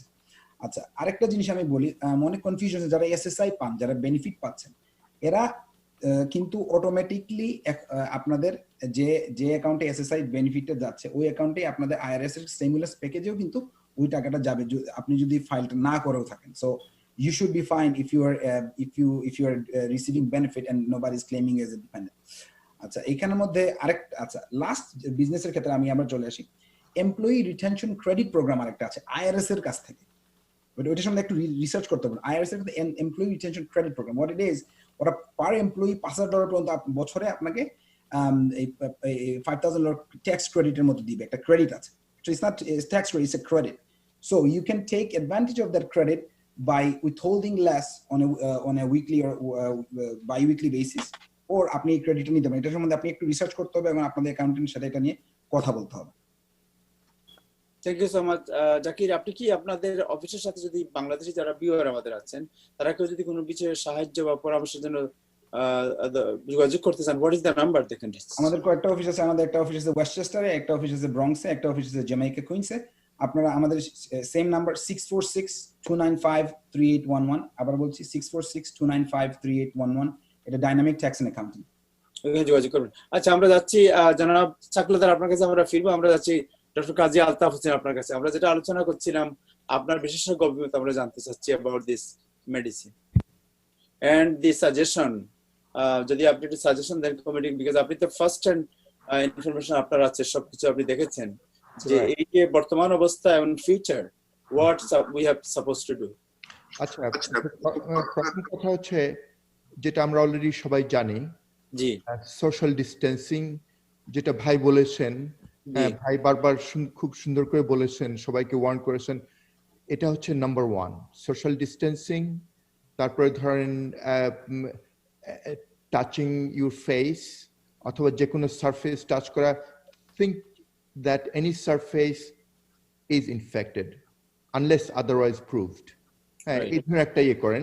কারণ হচ্ছে কি, যখনই আমরা কাশি দিই বা ইভেন কথা বলছি এখন আমরা, অথবা কথা না বললে জাস্ট ব্রিথ করছি, তখন এই ভাইরাসগুলি আমাদের ভিতর থেকে বের হয়ে ওই আমাদের ছোট ছোট যে ধরেন সালাইভা অথবা নেজাল সিক্রেশন ছোট পার্টিকেলের সাথে অ্যাটাচড হয়ে এগুলি মাটিতে পড়ে যায়।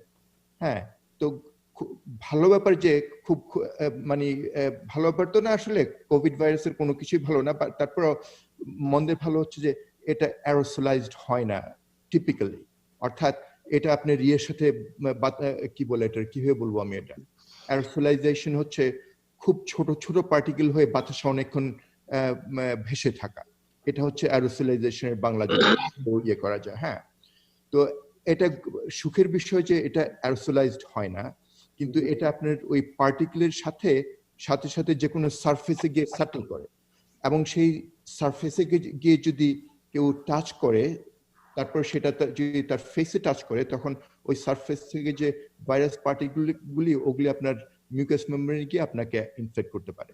প্রবলেম হচ্ছে এগুলি এত ইনভিজিবল, এই ছোট ভাইরাসগুলি, এগুলি টোটালি এসিম্পটোম্যাটিক থাকতে পারে। দ্যাট মিনস যে আপনার আছে কিন্তু আপনি জানবেন না, আপনি টোটালি এসিম্পটোম্যাটিক থাকতে পারেন।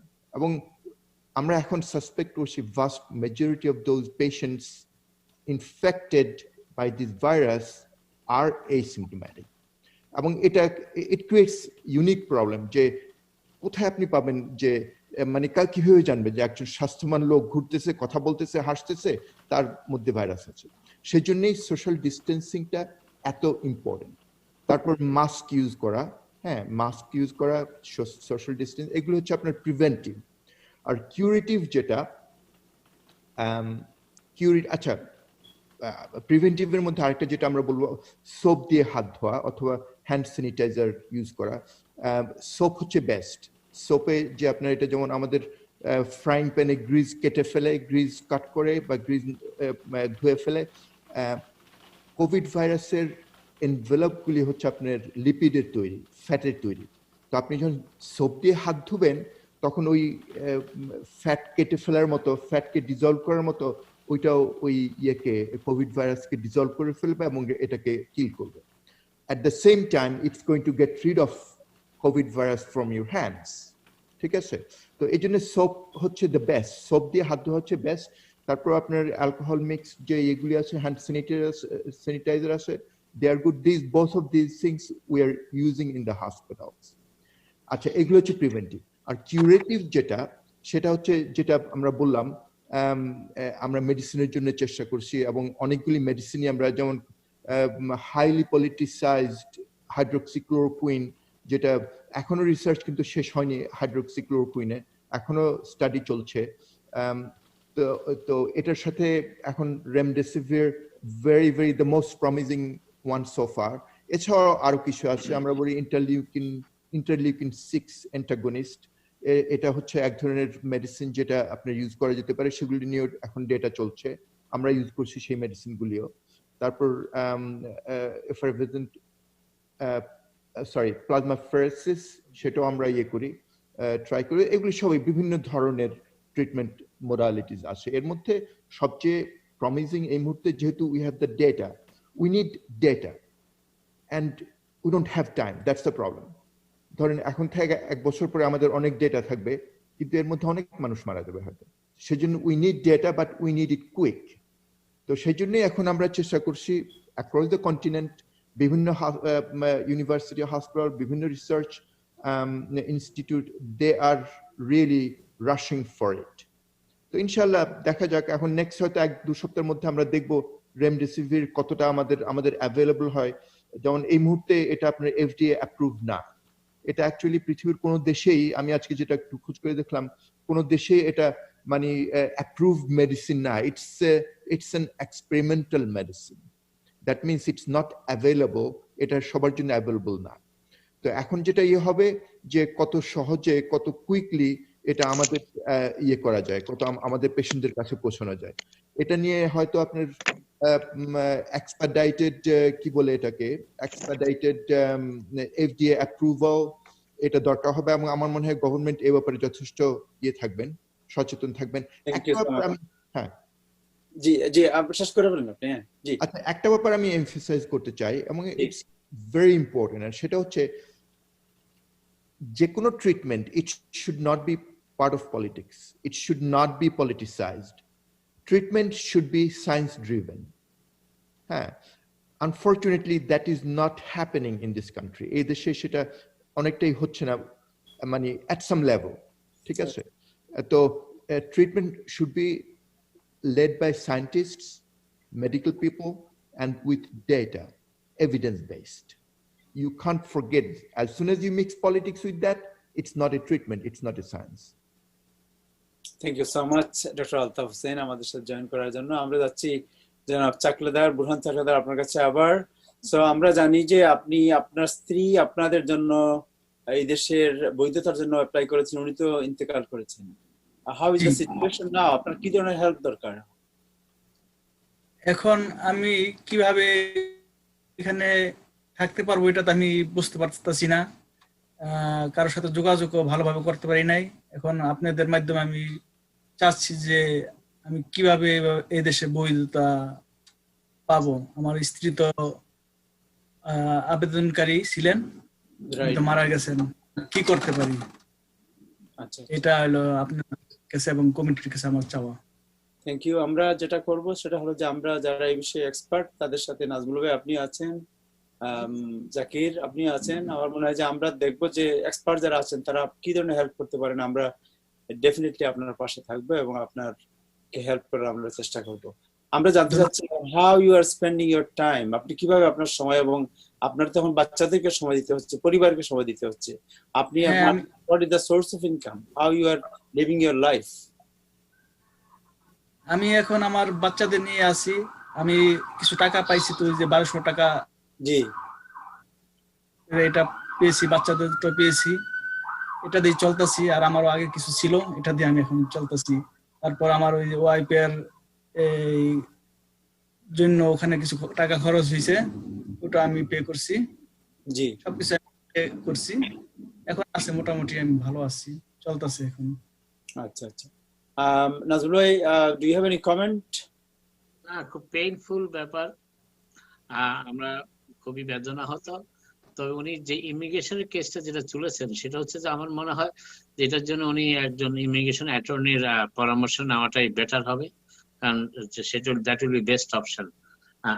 আরেকটা জিনিস যেটা আমার খুব বলতে ইচ্ছে করছে সেটা মাসুদ ভাই বলেছেন, ডাক্তার মাসুদ ভাই বলেছেন, আরেকজন ডাক্তার যিনি আছেন নামটা মনে করতে পারছি না, উনিও বলেছেন যে আমাদের সবাইকে কিন্তু এই প্রিভেনশনের যে কথাটা উনি বলেছেন, যে প্রিভেনশনটা আমাদেরকে খুব খুব শক্তভাবে মানতে হবে, এবং আমরা যারা নিউ ইয়র্ক সিটিতে থাকি তাদেরকে এই বাস্তবতা মানতে হবে যে আগামী 15 তারিখ পর্যন্ত অবশ্যই মাস্ক থাকতে হবে এবং সোশ্যাল ডিস্টেন্সিং মেনটেন করতে হবে। যদিও ইতিমধ্যেই বেশ কিছু বাংলাদেশি রেস্টুরেন্ট এবং দোকানপাট খুলেছে, আমরা দেখেছি সেখানে কোথাও তেমন ভাবে এই সোশ্যাল ডিস্টেন্সটা মেনে চলা হচ্ছে না। এই ব্যাপারে আমি মনে করি কমিটির সবাইকে আরো সচেতন হওয়া প্রয়োজন এবং আমি সবাইকে অনুরোধ করব যে অন্যের জীবন বাঁচাতে হলেও নিজেকে সতর্ক রাখাটা খুবই প্রয়োজন এই মুহূর্তে। আর আরেকটি ব্যাপার যেটি আমি উল্লেখ করতে চাই সেটা হচ্ছে যে ইতিমধ্যে অনেকেই সাহায্য সহযোগিতা নিয়ে আসছেন। প্রতিদিন ফেসবুক খুললেই আমরা দেখি সাহায্যের ব্যাপারটি, কিন্তু গতকালও যেটা বলেছি আজকে আবার একই কথা বলছি যে কিছু কিছু ক্ষেত্রে আমরা জেনেছি অনেকে একাধিকবার পেয়েছেন, আবার অনেকে পানও নেই। আমি জানি না যে আমাদের যে ভাইটি এখন তার স্ত্রীকে হারিয়েছেন তাকে কেউ রিচ করেছে কিনা, আমি এখনো জানি না তাকে সাহায্য করার জন্য। আমি মনে করি যারা এই সময়ে যারা প্রিয়জন হারিয়েছেন, আত্মীয় স্বজন হারিয়েছেন, বাবা মা ভাই বোন হারিয়েছেন, তাদের প্রতি আগে নজর দেওয়া উচিত, তাদের প্রতি আগে দৃষ্টি দেওয়া উচিত। কিন্তু যেভাবে ফটো তোলার প্রতিযোগিতা শুরু হয়েছে এটি খুবই অসহনীয় অনেকের কাছে। আমার মনে এটা বন্ধ করে যারা সত্যিকার ভাবে চাই তাদের নীরবে সেবা করাটা উচিত। আমি মনে করি এটা হলে অনেকেই ভালো ফিল করবেন। আর যে শেষ কথা বলি সেটা হচ্ছে যে এই অনুষ্ঠানের মাধ্যমে একটি কথা আমরা সবাই জানতে পারছি, জানি যে করোনা ভাইরাস সম্পর্কে এবং এর সমগ্র প্রতিক্রিয়া প্রভাব সম্পর্কে আমরা যা জানছি এটা আমরা যেন সবাই ফলো করি, বাস্তবে ফলো করি, সেটাই খুব কাজে দেবে। আর জাকির ভাইয়ের কাছে আমার একটা পরামর্শ, জাকির ভাই যেভাবে কথাগুলো বলেন খুব সুন্দর লাগে, কিন্তু একটা জিনিস আমি বলতে চাই যে একই প্রশ্নের বারবার উত্তর না দিয়ে যদি ফ্ল্যাট উত্তর দেওয়া যায় যে এইটা হবে, তাহলে আমার মনে হয় আরো বেশি লোককে নিয়ে আসা যাবে। আর ইআইডিএল লোনের ব্যাপারে যেটা বলেছেন যে এখন ওয়েবসাইটটি বন্ধ আছে, কিন্তু কবে নাগাদ হতে পারে এটা একটা ধারণা পাওয়া গেলে ভালো হতো। আপনারা সবাই ভালো থাকেন। Thank you so much Zakir. এমনি নর্মালি যারা প্রশ্ন করেছেন যে অনেকের প্রশ্ন একটাই, সেটা হলো যে আমি $600 পেয়েছি, এরপরে আর পাচ্ছি না, বসে আছি, আমি কি করব, এই ধরনের প্রশ্নই সবচেয়ে বেশি। হোয়াট ইজ দ্য আনসার, যদি 30 সেকেন্ড আপনি বললেন। তো আমরা আসলে এই সেম কোয়েশ্চেন গুলো আসলে আমরাও পাইতেছি আমাদের অফিসে, মানে লিটারালি মেবি 150 থেকে 200টা কল এই আনএমপ্লয়মেন্টের বিষয়গুলো নিয়ে। তো এক একজনের সিচুয়েশন তো এক এক রকম। এর মধ্যে আবার কিছু কিছু লোক যেভাবে ফাইল করছেন, কেউ হয়তো বা নাম ভুল করছেন, অ্যাড্রেস ভুল করছেন, ফাইলের সাথে মিলে নাই, এগুলো সব পিছিয়ে চলে গেছে। Okay, so $600 are so unemployment. So there's a question. The question is, do you receive now, as of now, do you receive more than $500, $504 a week? So অনেক লোক আছেন ওরা দুইটা জব করতেন, হয়তো বা একটা জব করেন নাই, একটা জব হয়তো বা ছেড়ে দিয়েছেন, কিন্তু উনি কিন্তু হয়তো বা স্টিল $504 পাচ্ছেন। যখনই উনি কখন ক্লিক করবে যে yes I got it, so basically আপনি আনএমপ্লয়মেন্টের জন্য ইনএলিজিবল হয়ে যাচ্ছেন। তখন কিন্তু ইন থিওরি আপনি পিও এর জন্যও যে $600 জন্য আপনি এলিজিবল না। এক নম্বর ইস্যু। 2 নম্বর ইস্যু, আপনি যখন ফাইল করতেছেন সেলফ এমপ্লয়েড হিসাবে, তখন আপনাকে আইআরএস অথবা কল ব্যাক করতেছে অথবা ইমেল দিতেছে, হয়তো আপনি মিস করছেন, তো ওইখানে বলতেছে আপনি আপনার ফাইন্যান্সিয়াল স্টেটমেন্ট বা কোনো ধরনের একটা স্টেটমেন্ট আপনি পাঠান, ঠিক আছে, যে আপনি এটাকে ইনকাম করছেন। তো অনেকে টাকা এটা পাঠাইতে লেট করতেছেন বা অনেকে বুঝতেছেন না হোয়াট নট, এটার আরেকটা কারণ ডিলে হওয়ার। তো বাট বেসিক্যালি আপনার এখন 5 to 6 উইকস আপনার ডিলে আছে। Okay, so unemployment, I mean এটার কোনো রাইট আনসার রং আনসার এখানে নাই, to be completely honest, because ওরা চেষ্টা করতেছে কল দেওয়ার জন্য। আজকে as of today there is 30 million people they went for unemployment within last couple of weeks. Right, thank you so much. Dr. Gazi Altaf Hussain, আপনি আপনার কাছে জানতে চাই লাস্ট কোয়েশ্চেন, যে পৃথিবীর যে কোনো রোগী এসেছে, আপনি মনে করেন যে চিকিৎসা এখন বিজ্ঞানের যে উৎকর্ষতা, তাতে অনেকেই নেচারকে অনেক সময় চ্যালেঞ্জ করে ফেলে যে আমরা কারো কাছে হারবো না, কিন্তু এই প্রথম মনে হলো সেঞ্চুরির পরে মানুষ যেন অসহায় হয়ে গেল, হেরে গেল। আপনার কাছে কেমন মনে হয়? হ্যাঁ, আমার কাছে আপনি খুব ফিলোসফিক্যাল কথা বলেছেন, আমার কাছে ভালো লেগেছে ব্যাপারটা, ওই রকমই মনে হয় আমার কাছে। কারণ আমরা সব সায়েন্টিফিক যেসব প্রগ্রেস করেছি, মেডিসিন বলেন বা সবকিছু, আমরা চাঁদে যাচ্ছি, অথবা আমরা এখন ফ্লাইং কার চলছে, আমাদের রোবট আমাদের ঘর করে দিচ্ছে, আমাদের ফ্লোর ক্লিন করে দিচ্ছে। আমরা মনে করি যে আমরা ইনভিনসিবল, আমরা মানে এমন একটা স্টেজে পৌঁছেছি যে মানে আমরা এত স্মার্ট, আমরা এত ক্ষমতাধর যে মানে it's an arrogance, it's an arrogance I feel.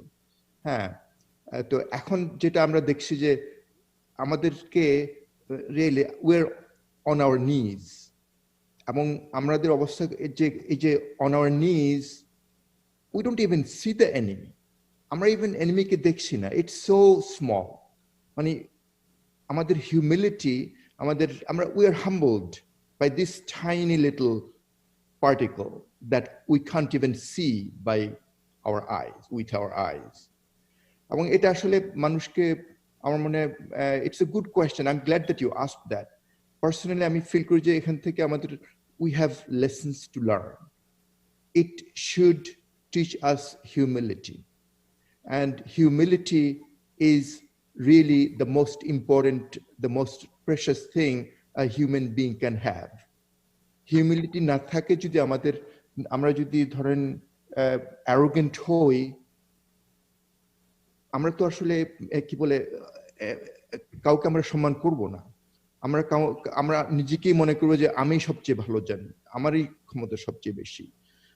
This is not something really at any level of any civilized society, it's not appreciated. এটা এবং ধর্মীয় ভাবেও ধরেন ইসলাম বলেন এবং অন্যান্য রিলিজিয়নও আমার মনে হিউমিলিটি কে highly appreciated. Thank you so much. Doctor Masud, আপনার কি মনে হয় এই সেম প্রশ্ন আপনার কাছে? এ তো আমার ছোট ভাই যেটা বলেছে আমি ওটা রিপিট করব না। He told the correct and right thing. আমার কথা হচ্ছে একটা, according my comment, 40 years of experience in the physician life practice, this virus, এটার কোনো, এই যে আমরা যত চিকিৎসাও বলেছে সবই কিন্তু আমরা সিমটোম্যাটিক ট্রিটমেন্ট দিচ্ছি, কোনো পার্মানেন্ট কিওর এটা নাই, আমরা সিমটমগুলো ঠিক করছি। যে জন্য আমি জনগণকে বলবো, যেটা নাজমুল ভাই উচ্চারণ করেছেন, আলতাফও বলেছে, যে prevention is better then cure. যতক্ষণ পর্যন্ত এই ভাইরাস, আমি এটা আপনি বলেছেন অনেকবার, আমি বলছি যে এই যে ছোট্ট একটা জিনিসের কাছে মানব বিজ্ঞান একেবারে অসহায় হয়ে গেল। What is the lesson? Lesson is this, যে আপনি যত বড়ই আপনার কাছে পাওয়ার থাকুক না কেন সারা দুনিয়াতে, আপনি ওয়ার্ল্ড চালাচ্ছেন, আরেকজন ওয়ার্ল্ড চাল, এটা you should believe on God. Allah বলেছে যে this is one of the message to the world from the God, যে তোমরা এত কিছু শক্তি বানিয়েছো, কিন্তু একটা সামান্য অদৃশ্যমান একটা ভাইরাস দিয়ে উনি সারা পৃথিবীকে শেষ করে দিতে পারেন।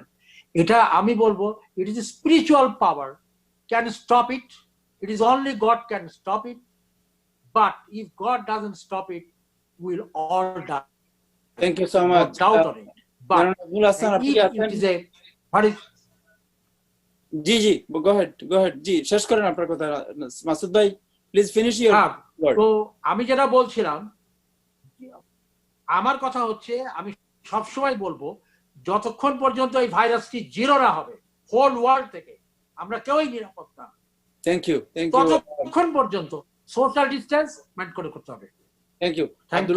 Abdul Wahid Chowdhury Zakir, what is the lesson? এই সময় এসে আপনার রিয়েলাইজেশন কি? আমি তো নিজেও বলছি কয়েকবার, আমি নিজেও তো কোভিড পজিটিভ ছিলাম। Right. I'm very lucky. I actually have a house next door to my residence. So I actually, আমি মানে শহরে আসতে পারছি। আমার আলহামদুলিল্লাহ, আমি আমার ভাই বোন ওয়াইফ সবাই কোভিড টেস্ট নিছে, তারা নেগেটিভ হয়েছে। আমিও actually I was able to take another test and I was negative also now, so as of last week. My lesson is, and I was telling my team members yesterday, like we are learning everything from scratch, the way we work, from আমরা zoom থেকে শুরু করে, এখন আগে সবাই zoom বা GoToMeeting use করতে পারতো না, everybody knows how to use this. So I'm trying to take this in a more positive manner. As far as businesses and things like that, we are trying to focus more on আমরা কিভাবে রেভিনিউটা বাড়াইতে পারছি, কারণ next couple of years maybe is going to be very, very tough on our businesses, on our clients, and so on and so forth.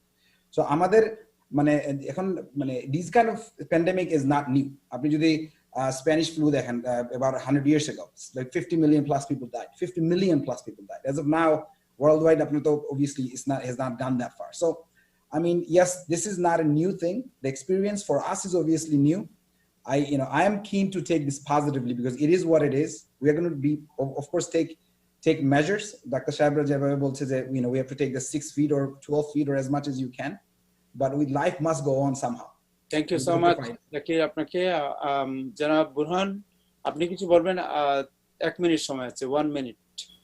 জি ভাই, আমি বলবো যে আমাদের জন্য সবাই দোয়া করবেন এবং যারা মারা গেছে সবার জন্য দোয়া করবেন, আমরা যেন ভালো থাকি, এটাই আমার বলার। Thank you so much. ফ্যামিলির ব্যাপার যেটি বলেছেন, আপনার যে স্ট্যাটাসের যে বিষয়টি বলেছেন, এটা আমরাও আমাদের টেলিভিশনের পক্ষ থেকে আমরাও চেষ্টা করবো যে আপনার কোনো হেল্প করা যায় কিনা। আপনার সাথে যোগাযোগ হবে জি, আমাদের। এটা উপকৃত হব। জনাব ডক্টর কাজী আলতাফ হোসেন পেনসিলভেনিয়া থেকে আমাদের সাথে যোগ দেন। We are very honoured to have you. Oh, thank you. My pleasure. Thank you so much. Altaf ভালো থাকো। হ্যাঁ, আপনিও ভালো থাকেন, সবাই ভালো থাকেন। আমি ডক্টর রাকিবের বড় ভাই কিন্তু। ওয়েট আমাদের প্রোগ্রাম শেষ হয় নাই, ওয়েট।